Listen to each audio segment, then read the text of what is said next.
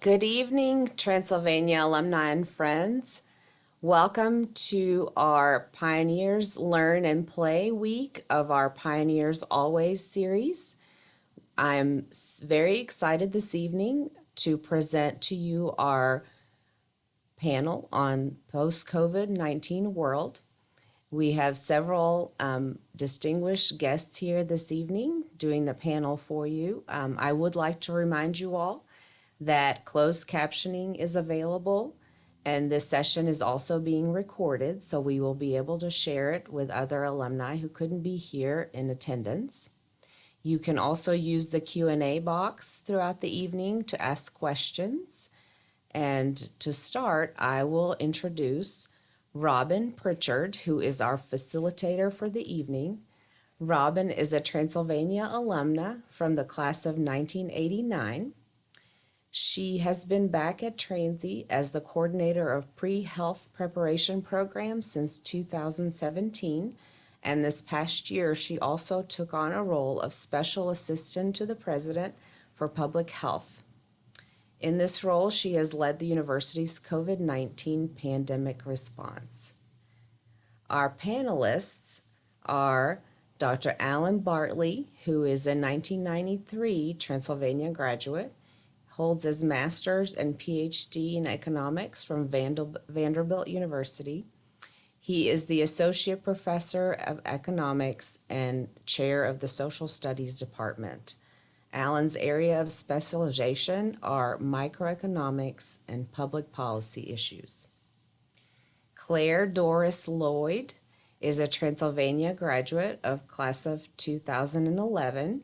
She is an alumna volunteer who is in private practice, therapist, and co-owner of Prevail Counseling and Associates in Lexington, which she started in 2019. She predominantly works with adults managing symptoms of depression, anxiety, trauma, and life transitions. She has a special interest in working with clients identifying as LGBTQ+ and women struggling with perinatal mood and anxiety disorders. Professor Amy Shake is our visiting lecturer in business administration. She holds an MBA in IT and healthcare management from Oakland University and currently is completing her doctorate with a focus on healthcare sustainability. She teaches management and organizational behavior, economics and business statistics, business technologies, and human resource management. She also spent more than 14 years in Michigan, even though she's a Lexingtonian, and advised several hospitals and healthcare systems. And last but not least, Dr. Belinda Sly. She is a professor of biology and program director, co-chair of our Pre-Health Advisory Committee. She has been at Transylvania since 2004, holds a PhD in molecular, cellular, and developmental biology from Indiana University. And she teaches courses including molecular genetics, developmental biology, and bioethics. And last May and summer, Dr. Sly taught a biology of COVID-19 class and has shared with our campus what it was like to teach COVID in real time.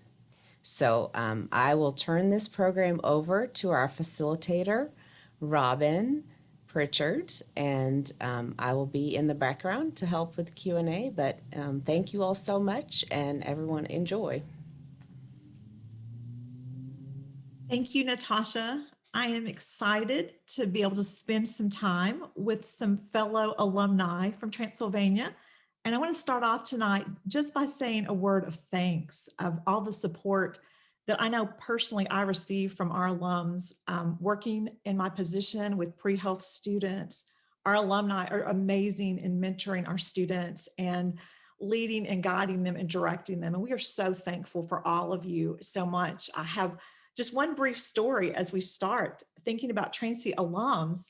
Yesterday, if you know, on campus, we had a vaccination clinic. And as we were so excited to be able to allow students that hadn't been vaccinated to do that right on in our new campus center, And so we had a team from Wild Health come in and they were carrying all of these supplies and everybody was in scrubs. And all of a sudden, I hear one of the students coming in say, Robin.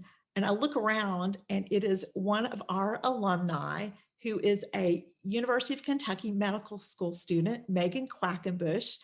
And she said, Robin, I saw that they were vaccinating on Transylvania's campus, and I didn't want to miss the opportunity to be here to make a difference. I said, Megan, aren't you in medical school? Aren't you kind of busy? But it was important to her as an alum to come back to Transylvania and to contribute, and that the community is still so special. And we're so thankful for all of our alums. Um, we have such a special, Natasha has done an amazing job of putting together such a special panel tonight. All of them bring such insight to our topic and expertise in different areas. And so as we are still navigating so many issues and things, I think our discussion tonight is just going to be so insightful. And we're going to get started by just allowing each of our panelists to share for several minutes, and they will each, I will introduce each of them. And then at the end, we'll answer some questions. Several of you have probably already submitted questions, and I have a list of those for our panelists to answer.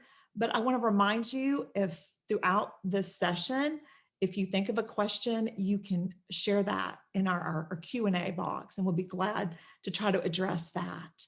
But we're gonna kick this off. Instead of ladies going first, we're gonna do gentlemen go first. And Dr. Bartley, we are so thankful you're with us tonight, and just gonna ask if you wanna begin our presentations tonight.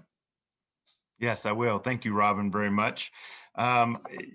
As I was introduced earlier, I do a lot of public policy, so I'll try to keep this short so that people can ask questions afterwards. I did look at a couple of the questions that were fielded ahead of time, and one or two were asking about whether this is going to be permanent or not. I could probably think of a lot of things to think about that and talk about that. But what I'll say first, if we can just kind of wrap up, it's been a big year, bad year, right, for many of us. But when we talk about economics, it's a very different type of year. For probably 8 years or more now, I've been an economist for the state of Kentucky.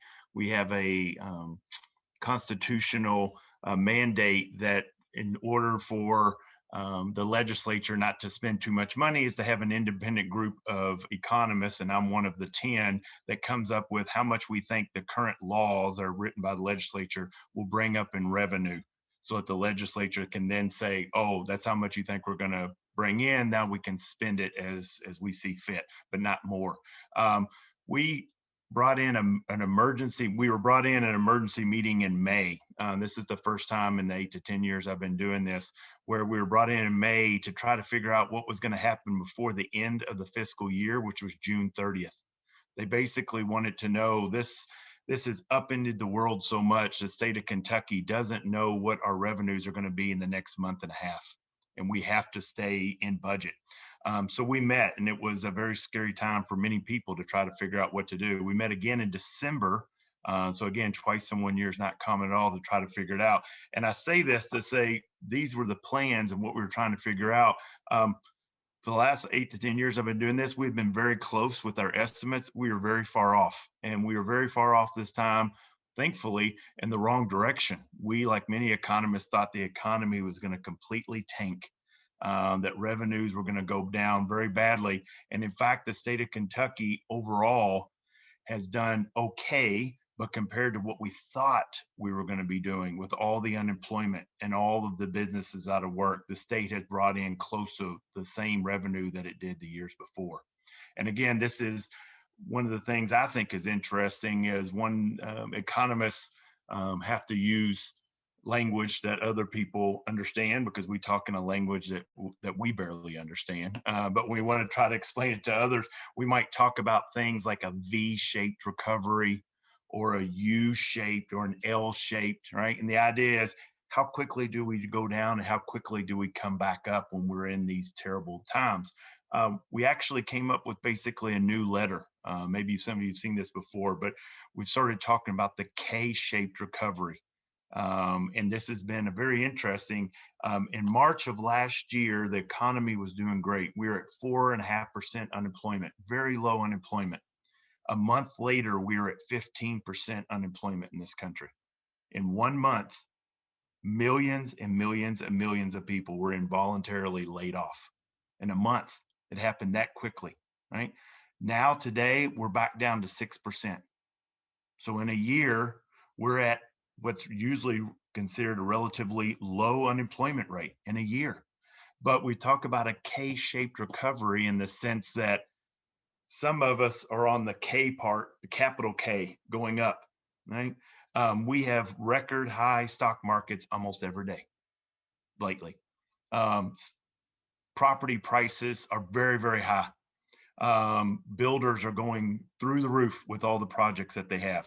But there's also a big part of the capital K that is still way down here, where others have, and lots of industries like restaurants and hotels and airlines still don't have their jobs back, have been given lots of money and different programs from Congress to help support them, and they're still really hurting. So this has been a really interesting but terrible time for economists to try to figure out where we will be.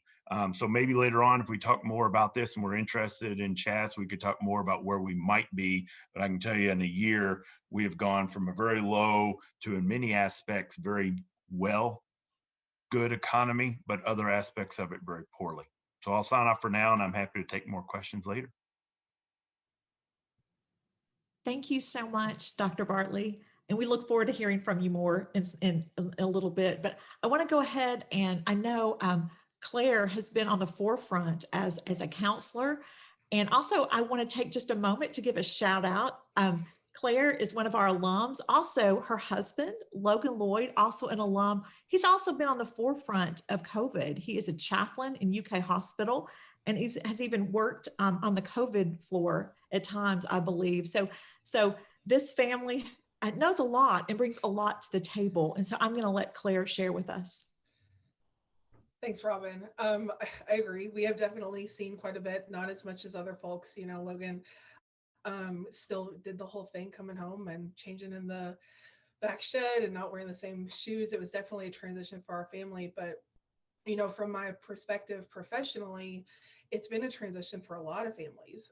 It's been, I think, really overwhelming for a lot of folks at many times to just kind of have to come to terms with this like massive and global experience that we're all sharing. It's led, from my perspective and talking to a lot of the colleagues in my field, it's definitely led to a higher interest. We're talking a lot more about mental health. We are talking about the needs of mental health, and a lot of people are starting to recognize their needs in mental health, which I think was already on the upswing. I'm sure over the last 2, 5, 10 years, you guys have all started to see a bit more, you know, advocacy starting to come forward. And I think that COVID-19 really, for good or for bad, shed a really large light on the needs of on individuals and on the communities that we're all serving. I think from a professional standpoint, the difference in my field that I've seen is practitioners, you know, locally and nationally, we're all seeing an influx of clients. We're seeing a lot of the same stuff, a lot of anxiety, a lot of depression, concerns that come with big life transitions. Am I doing well? I'm sure everybody has talked about imposter syndrome at some point. And I see that a ton in a lot of my clients now that are seeking help because our workforce has changed so much, where we are working and how we are working. And, you know, when you don't see your boss every day and you're not getting, you know, we don't always get the pats on the backs from our bosses, but even when we were used to doing that, we don't get that anymore because we aren't seeing our bosses. A lot of people are working from home. We're not seeing our coworkers. It's a sense of isolation. And so that's what a lot of, on a micro sense, a lot of people are really starting to kind of come out of, but still having to come to terms with. From my perspective, providing therapy to those folks has also changed quite a bit. You know, I think back, it was, oh gosh, probably like March 27th of 2020, I sent out an email that said, I'm really sorry, but I'm switching everything over to telehealth at this point. That was after some suggestion from my local board as well as local legislation to encourage us to do so. The great thing at that point was that insurance and legislation, our boards really kind of jumped in to help us with that and say, certain licenses can provide teletherapy. All of a sudden, there was a ton of trainings for us as therapists to provide teletherapy and let it be just as effective and efficient for our clients. And the problem is we're starting to see some of that backslide, but a lot of people still are not willing to come back into the office. At this point, I am probably 20% in office and 80% still on telehealth. And I know that's not the same for every therapist. Every therapist is a little bit of their own comfortability in that. Their clients have their own level of comfortability. But it still is, people are still having a hard time. The other side is like, we talk about some of the positive things that we've learned from this. A lot of people have realized how accessible therapy can be. I've got clients all over the state at this point that I wouldn't be able to provide services to if it weren't for telehealth and for Zoom making it more HIPAA compliant, for other HIPAA compliant programs to start popping up, and even like EHR systems offering more telecommunication that way electronic health record systems have made things a lot more accessible for our clients as well. So there's definitely been good and bad on that. To talk a little bit more about the macro world of mental health and kind of what we can see moving forward and kind of what to expect. So many of my clients are so excited, and I think people in general are so excited to get back to the idea of normalcy and to be able to go out to eat with our friends and family, to see friends and family, to travel, to do all of these things that we were doing 2 years ago.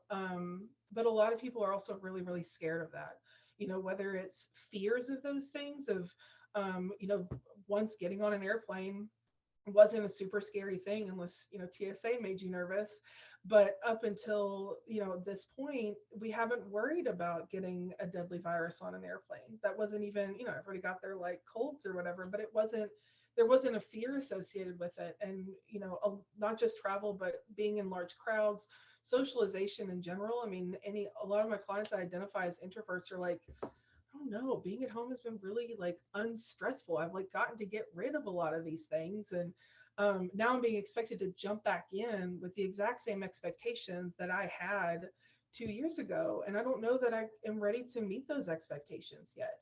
And so I think that's a really hard thing for people to come to terms with, of like, life got to slow down for however long, and now folks are wanting it to speed back up to the same pace we were living at, and it just might not be maintainable for a lot of folks anymore. It was a transition coming out, it's going to be a transition going back in.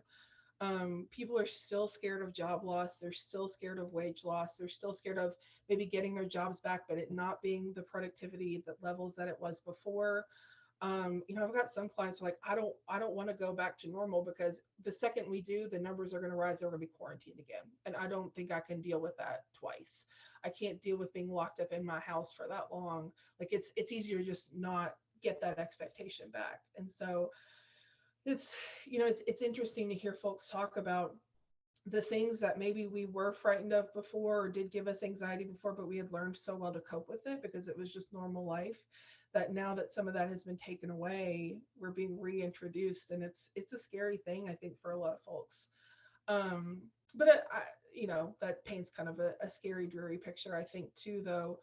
With this, we've learned newer ways to communicate, even if those ways of communicating have been met with their own difficulties. I think that families have found new ways to connect, whether it's through Zoom or FaceTime or any of those things. We have found, I think a lot of the streaming services have like group watch things now, which I encourage my families to do. If they can't see each other, you can all still have movie night, even if you're 3 states away, which is kind of cool.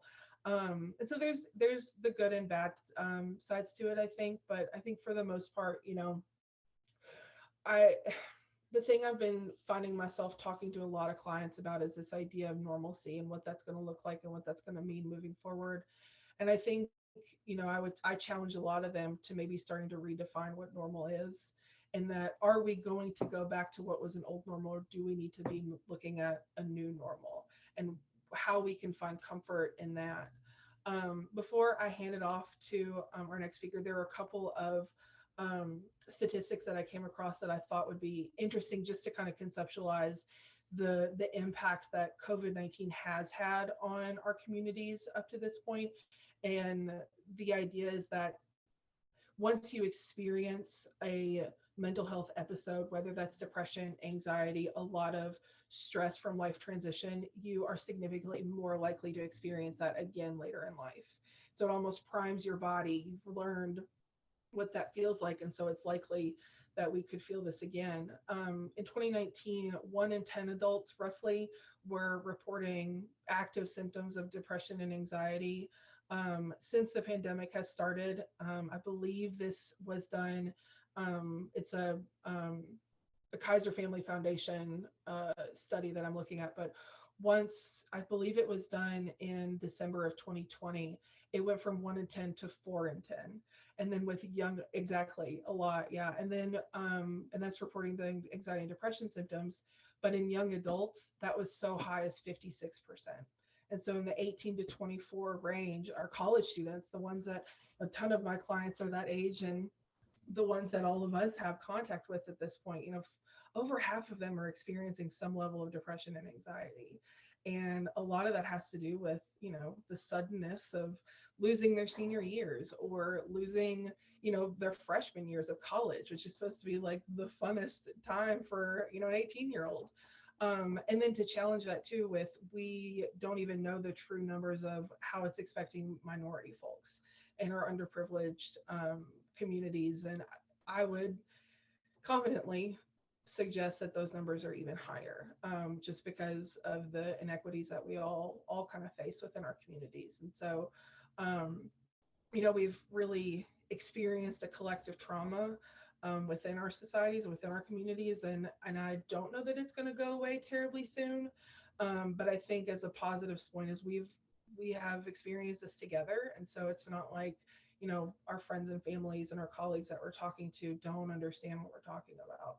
And so that's always my big thing is when I talk to clients, it's a lot about you're not alone in this. It's cliche to say that maybe, but everybody that you're talking to has experienced this trauma, has experienced this this suddenness that has come across us, and is experiencing the changes as well. And so, there's a little bit of that positive light of like, maybe this has been really scary individually, but it's been scary collectively too. And so there's a lot of strength, I think, in that. So I'm looking forward to answering questions later on and hearing what other folks have to share. And so, and again, I didn't say this before, but I really appreciate being given the opportunity to join our esteemed folks that are here too. It's kind of cool to come back as an alum and get to do something like this. So thanks again, Robin. Thank you, Claire. A bright spot on our campus lately has been our visiting professor, Amy, and we're going to let you share next.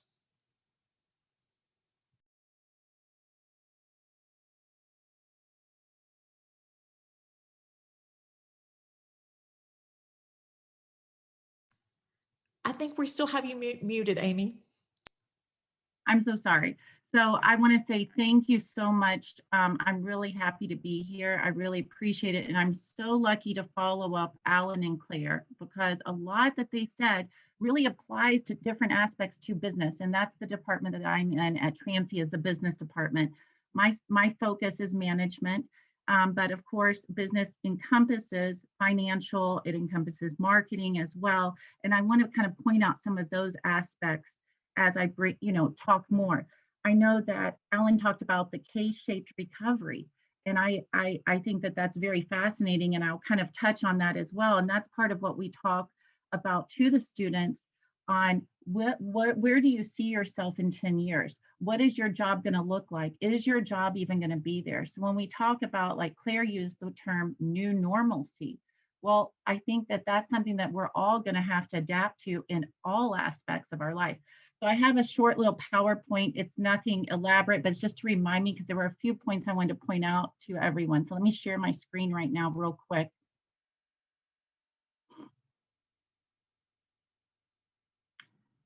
Okay, so you can see that, right? Okay, thank you. Okay, so how is business post-pandemic? right? Like how has it changed? How are we going to do things? And I found this quote that I think was kind of interesting. How we work, how we exercise, how we shop, how we learn, which we're right in the middle of that, how we communicate. And I want to underline communicate. And of course, where we work will be changed, and it may be changed forever. Okay. And the way we do things are going to be changed forever. And in business, we see more than ever right now with technology, it's changing quicker than it's ever before historically ever changed.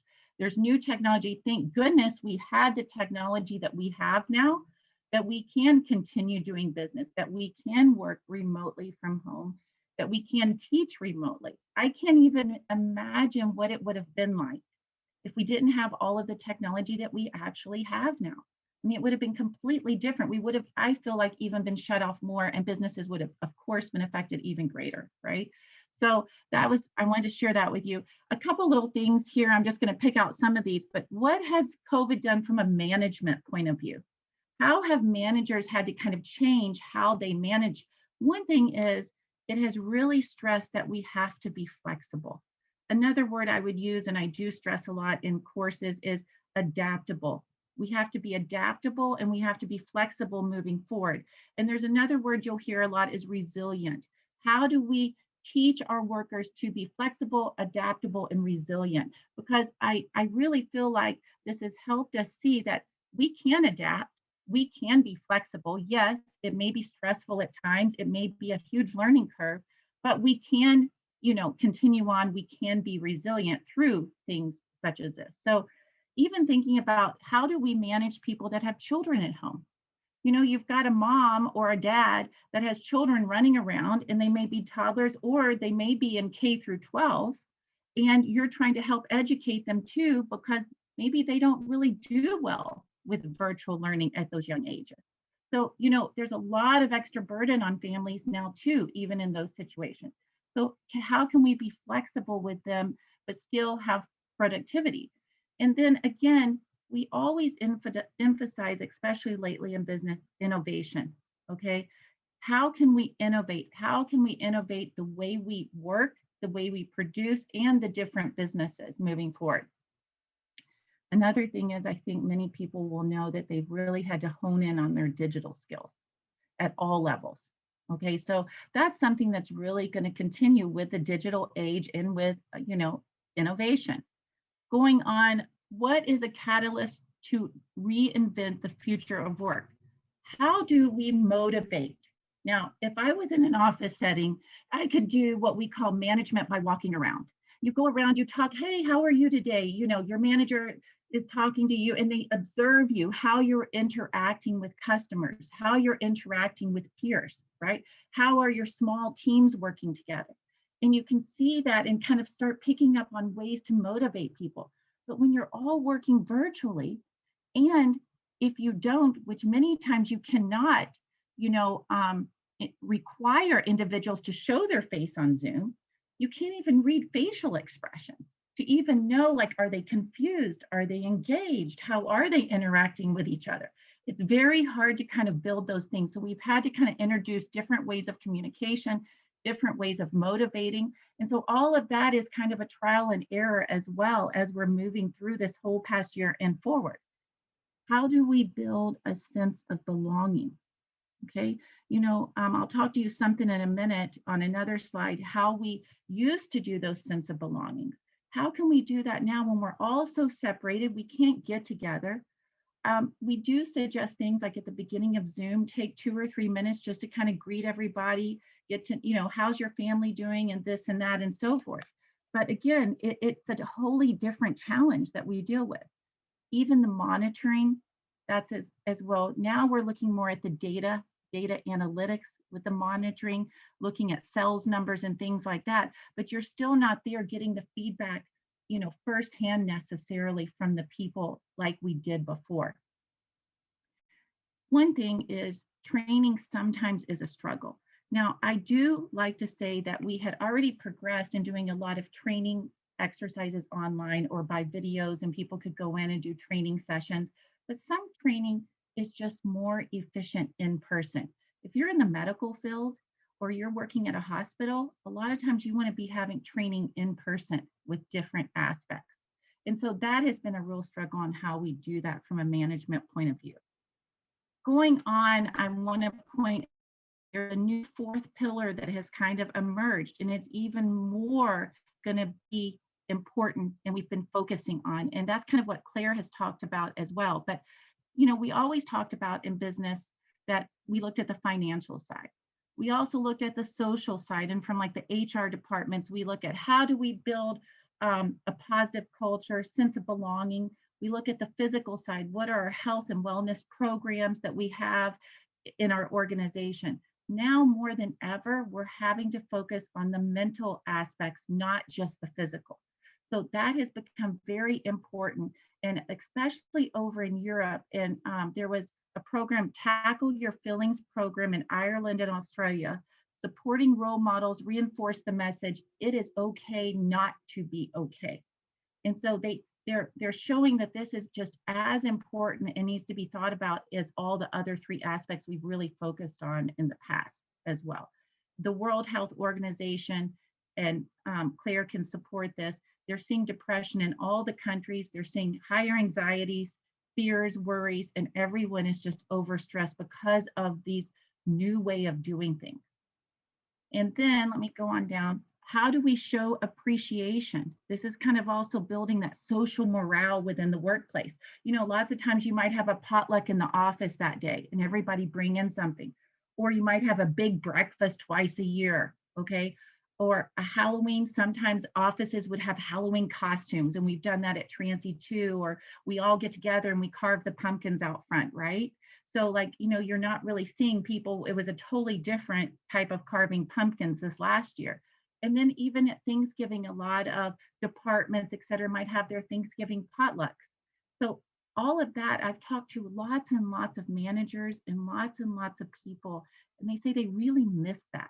They really wish they could have that potluck again. So those things have changed, and how we create that sense of social organization within the organization is very difficult. It's different now as well. And then what about e-commerce?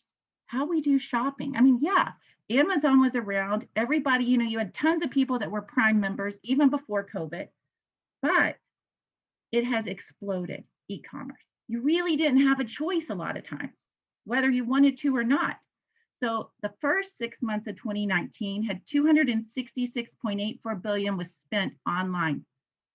The first half of 2020, 347. And I know that that's gone up. Okay, I know that that's gone up since, especially as we went all the way through all of 2020. What about social media marketing? Everyone is online now.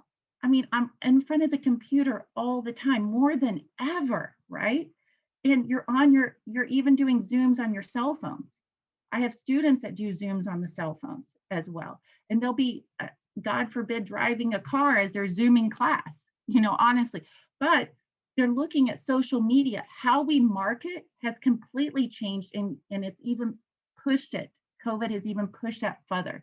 So again, one other thing I want to say, Amazon had this lead, right, with e-commerce, but then COVID pushed other companies to really say, we should have been on that bandwagon. And Walmart finally, 2020, decided to do something very similar to Prime membership after all those years. They're saying, okay, we really see. And personally, I've had people ask me, do you think shopping will go back? Will we all go back to going to the mall? Fayette Mall here in Lexington, greatly affected when I'm over there. Many stores have been shut down. You can go online and look at what has gone bankrupt, et cetera. And Alan could even talk about some of that as well. But, I think the way we shop, I think the convenience of shopping has changed, and therefore the marketing for that, and even the commercial property businesses, if you think of that aspect from business, has changed as well moving forward. And let's see, I think that was it. So I would love to answer any questions at all. And if I can't, hopefully someone else here tonight can. Let me stop sharing my screen. Thank you. Thank you so much, Amy. And last presentation tonight, one of my favorite people on the planet that I get to work with our pre-health students is Dr. Sly. Robin, thank you. We love you so much. So first of all, thanks for having me. And it's really hard because I see all these names over here and the attendees that I recognize, and I want to see your faces and say hi. So, well, I don't really have, like, I'm not an expert in anything that really applies to the pandemic, but I guess I was in the right place at the right time or the wrong place. I don't know. So when the pandemic started, I was teaching bioethics with Dr. Ellen Cox in the philosophy program. It was the first time we taught this course. And so it was a lot. And all of a sudden this pandemic hits. And now, you know, these papers that we'd been reading about healthcare rationing and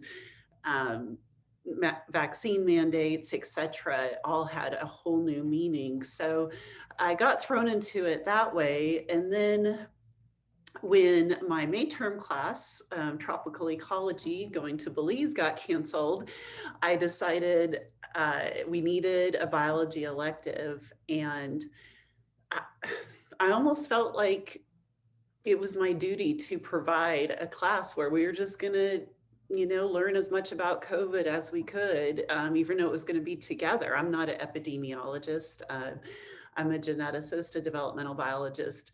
So I had a May term class, which I then taught again in the summer, called The Biology of COVID. And there were so many really great things about it. It was very exciting to teach about science as it was happening, also very stressful. And we were able to address so many topics. I can't go through all of them, but everything from the origins of the SARS-CoV viruses, zoonotic transmission, disease modeling, host genetics and patient outcomes, of course, vaccine development, drug development, as well as many other issues that perhaps maybe fall not so much in what you would think of as science, but certainly are important.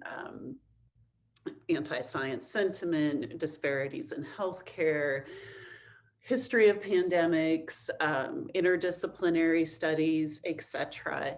So I would love to talk all about my students and the kinds of things that they wrote about during this class, but we don't have time for all that. But I think by being immersed in this class and then just continuing to stay up to date with the literature as much as is possible, definitely can talk about some ways that COVID is changing the way science is done. And there's some good things. So I have read that there's going to be effort to streamline clinical trials to make them much more efficient, but also try to get rid of a lot of these really small studies that wasted a lot of money, but did not have control groups or big enough numbers, etc. Prioritizing drug development. There's actually a new initiative to get academics and people in industry to work together to try to prioritize, okay, where should we be putting the most money into researching drugs? Vaccine development is going to be completely changed with the advent of the mRNA vaccines. And hopefully this is going to be a really good thing.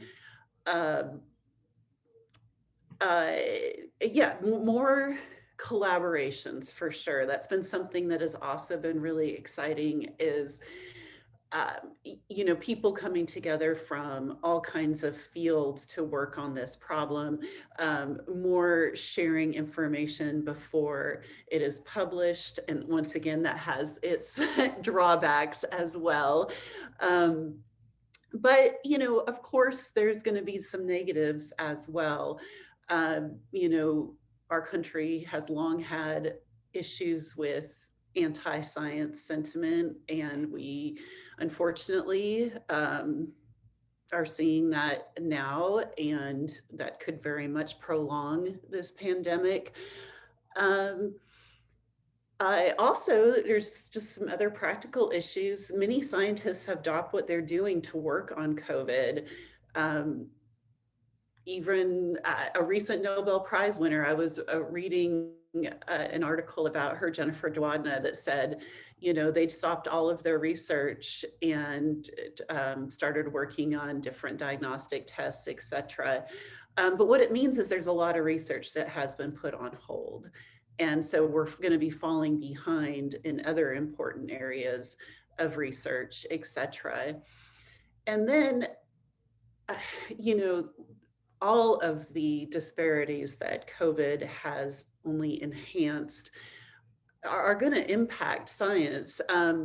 Studies are starting to come out that show that women's productivity in research has decreased at a much faster rate than men's. And we can probably guess that a lot of that is due to childcare responsibilities being more likely to fall, onto women's hands. But then even just thinking about the disparities and outcomes, both health outcomes, but financial outcomes, may mean that we don't have people going into the sciences that would have if the last year hadn't have happened. So I could just keep talking and talking, but I'm going to go ahead and stop there so we can move to the questions. But thanks again for having me. Thank you, Belinda. We're going to start by answering some questions, and we have some great questions. Some of you have submitted questions ahead of time. Some of you are submitting some through the chat, so feel free to do that. I want to start off just with a question from a recent grad, and I will never forget last spring break, talking to students the Friday before spring break started and telling students, well, I hope you have fun. I'll see you after spring break. Well, a couple of those students I still haven't seen in person again. And I know that's been a really hard thing for some of those students. And one of them has sent in a question, and it says, this transitional period in our young adult lives is already terrifying. And then the class of 20 got hit with a pandemic and never got the normalcy of closure when it came time to end our college careers. Any advice for those who graduated in 2020? Anyone want to start off and field that question?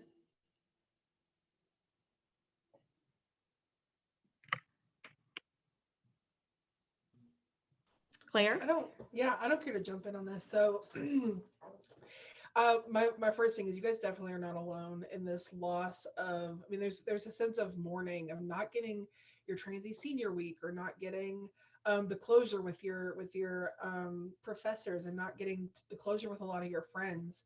I think my two, I kind of jotted down a couple of different things. My two big pieces are, the first one is really do your best to stay in contact with your support system, both from Transy and within your, your own localized communities, wherever that may be from. You nurture your support systems and they will nurture you. So just make sure, I can speak from my own. I have my group of friends that I graduated with from college, and a couple that are a couple years younger of that. We were checking in with each other at least once a month, just what's going on in our group texts and things like that. And it's going to be even harder, I think, for you all, because you didn't get to say goodbye to everybody. You didn't get to have those graduation pictures and all of those fun things. And so just do your absolute best to keep in contact with that support system, because that's going to be, measurable for you. And then the other side is just, give yourself a little grace. Remind yourselves to give yourself time and patience. I think being 21, 22, 23 feels like you're done. Feels like, oh, I'm an adult now. I'm out of college. So I guess, no more transitions for me. And it's just not the case. This is a transition, and you have many, many more. You've survived all of them up to this point. That means this one is survivable too. And the ones in the future are survivable as well. So you have lots of time to figure out what's coming up, what your next steps are, and just give yourself a little bit of time and patience to mourn this period that you're losing and to find a place to look forward. So I think those are my two big pieces. I'll be done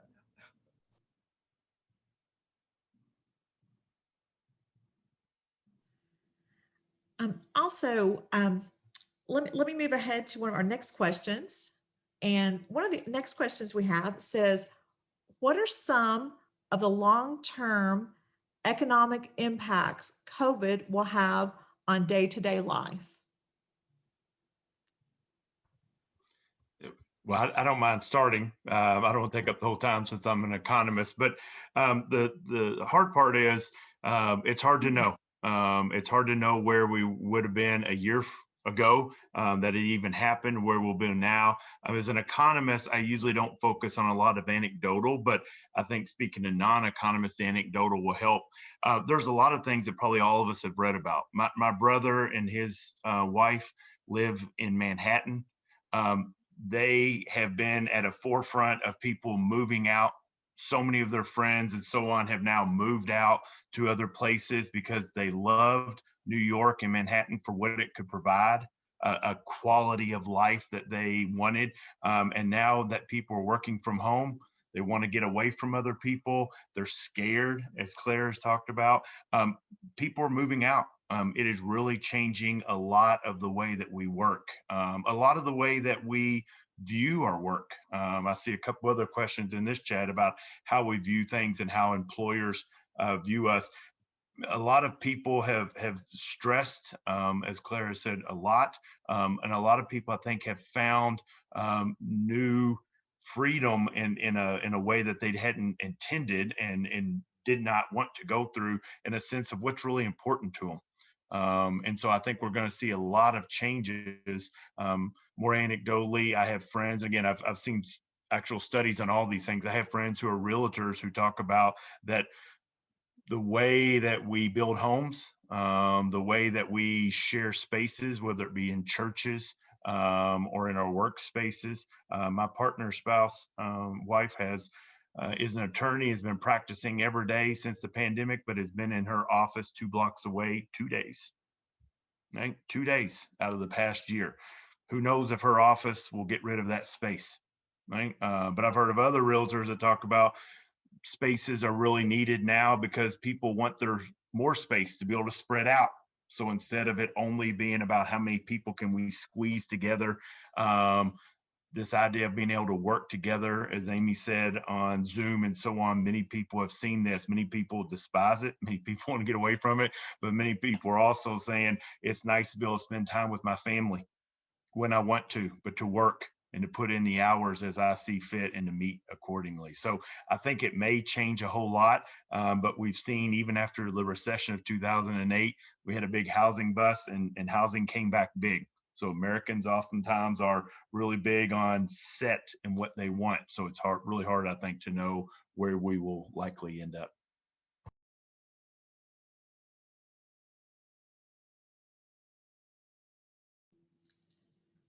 Okay, thank you, Alan. Thank you. What about the next question is, I've heard a lot of people say things will never go back to normal. To what extent do you agree with this? And what do you think will be the most permanent effects?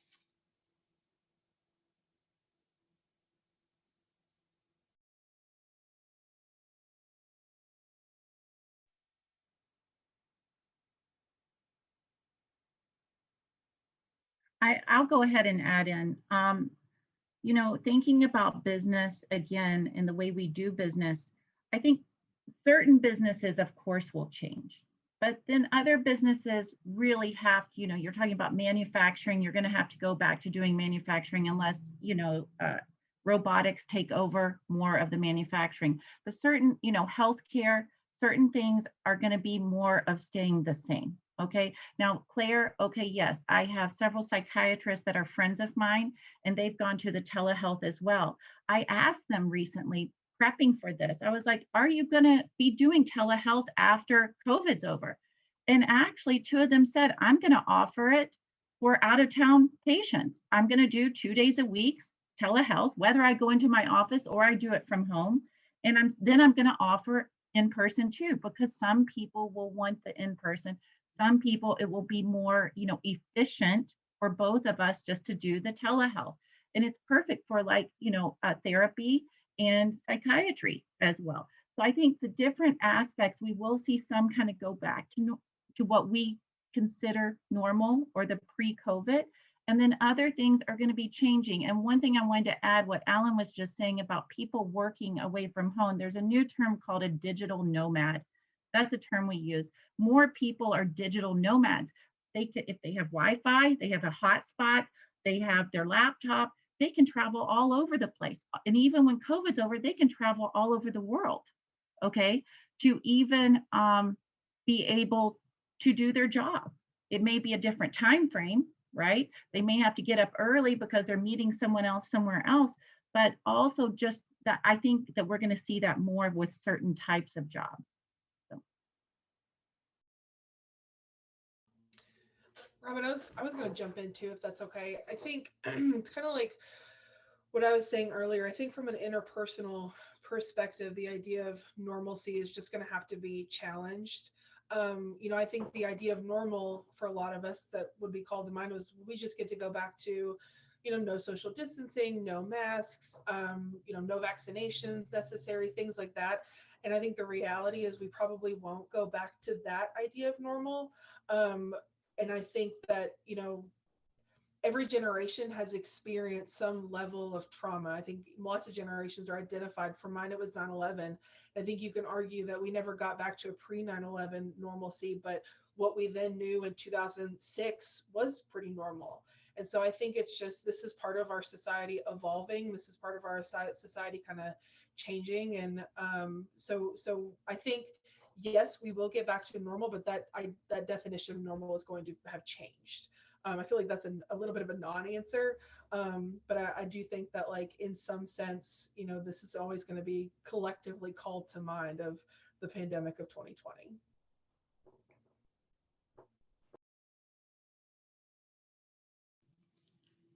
I do want to mention, take a moment during all of this to remember that today is Charter Day. And as we've celebrated, as President Lewis has celebrated May the 4th, and talking about the things that as a liberal arts education, what we've learned and how we've gone forward. So one of the questions alludes to that. What have we learned from the pandemic that will be permanent? Can we do a couple positive things? Some positive things that we can take away from the pandemic.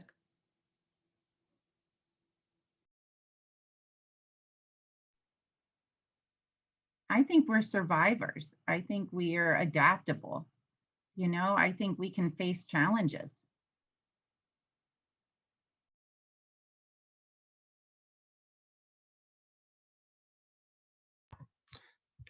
Yeah, and I'll add to that, Amy. Again, with my work with the state and as an economist, I will say that last year, many of us thought that we were in a contentious political climate. But when it came time to this is happening, Congress really got behind a lot of things. We can critique about whether or not we all like every single thing that they did, but they really got behind trying to provide programs that Transy has taken advantage of, that our students have, probably many of our friends and partners and spouses have been able to utilize, whether it be loans or stimulus payments or some kind of assistance. And so that idea that maybe us being able to get this vaccine out so quickly, as Belinda said, to be able to concentrate together, maybe we can see that as a community, when times are bad, we can be more of a community together. I would hope would be a positive aspect.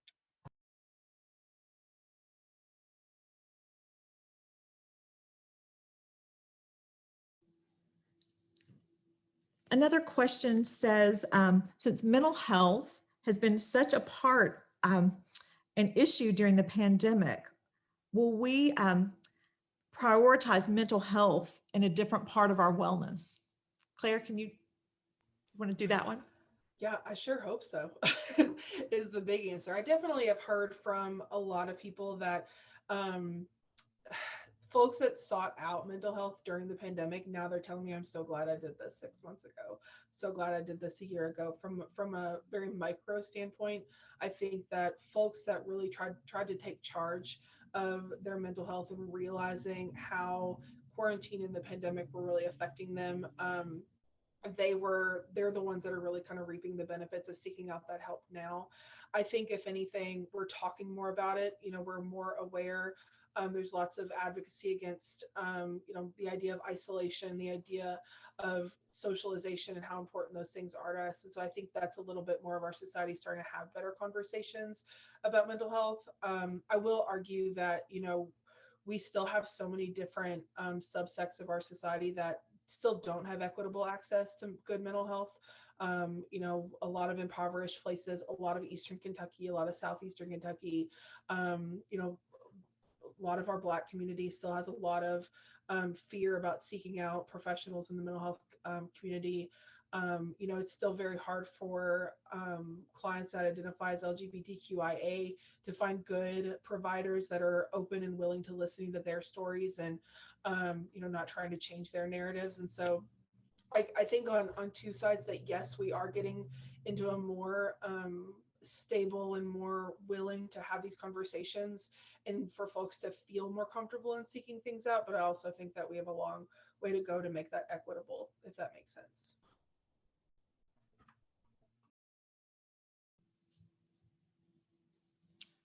Next question says, do you think that vaccinations will eventually become mandatory for certain activities such as flying, attending school or college, or returning to work?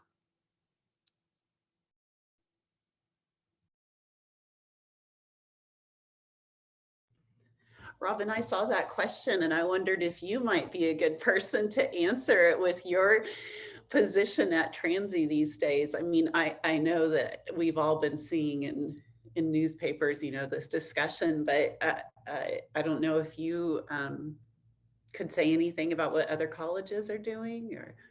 Absolutely, absolutely. I just want to say, first off, I do want to share that we are so excited to have such a vaccination statistics. We did a poll and we have very high vaccination rate among faculty, staff, and students. And we think that that's even increased since yesterday, as we know, as we're talking to more and more of our community, doing more education, encouraging our community to be vaccinated. So we really feel good right now about where we are, but we still, I hope, we have a constant communication with the Fayette County Health Department, with the state. We're in meetings. So right now we do feel good where we are. And I don't think that we right now are going to require that, but we're still open and looking at ahead what that might mean for Transylvania. And I have seen that there's, colleges that are beginning to announce, and I think the ones that I have seen initially have been on the East Coast, although I saw maybe one of you can provide more information, but one of the big state system schools in California has announced that they're going to require it. Now, of course, I know some of this is pending when the vaccine is gone through the whole approval process rather than the emergency authorization. But, I'm hesitant to even be talking right now because I don't know what my authority is here other than doing a lot of reading. And all I can say is I think that's a great question. And I'm really curious to see with, airlines, et cetera. I don't know. So I read an article last week and I was just trying to pull it up. I couldn't find it, but I remember reading about universities. Okay, they can require students to be vaccinated, but can they require faculty to be vaccinated? So that was, sometimes there's differences there, whether you're choosing to go to that institution or whether you're employed by that institution, also whether they can require or not require them. So there are certain, laws, rules, and regulations with those type things as well. And many of us, have children, and many people just, yes, I get my children vaccinated. I always have a few people that have been friends of my children that, oh, they signed things at school. I didn't allow vaccinations. and it is America, right? So that'll be interesting moving forward, how they're going to kind of decide on those laws too. It's a very interesting dialogue. And I just want to say that things are changing just every day. And we know that even from last week, the guidance has changed and different guidelines that are putting out every day. And so as we follow those, and I know another question that was mentioned is talks about what will look like when we come back in the fall. And I would just say to that, I'll answer that one. And I ask the health department every week when I meet with them, I say, can you tell me what it'll look like in the fall? And they're like, Robin, we have no idea. But I do know that it's changing every day. And we at Transylvania want to make sure we keep our community safe and do the best thing for our community. So I'm excited to what looks ahead and excited about the way our community has responded, and just really proud of everyone and the steps that everyone has taken. So we're excited. I think our time is out, and I know there's still a few questions that we've got in the chat. And what we will do is we will respond to those later through email.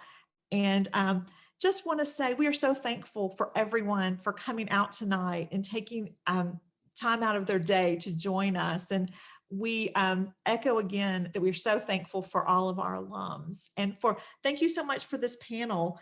And you're wonderful, and you bring so much to our community, and we are so thankful for that. Thank you. Thank you very much. Thank you, everyone.